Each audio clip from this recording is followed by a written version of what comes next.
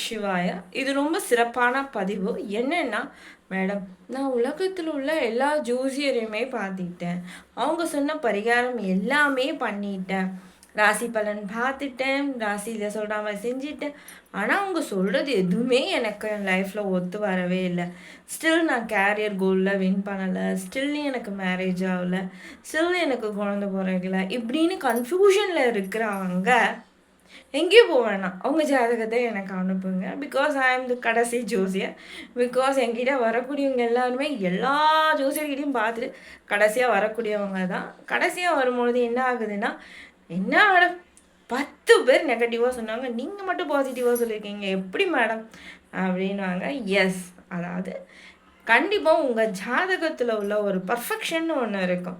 அது என்னென்னு கண்டுபிடிச்சி அதை ஆக்டிவேட் பண்ணி உங்களோட வாழ்க்கையில் சிறக்க வைக்கிறது தான் என்னோடய வேலை. திஸ் இஸ் ஜோதி மயம் ஜோதிடம் சிவதுர்கா.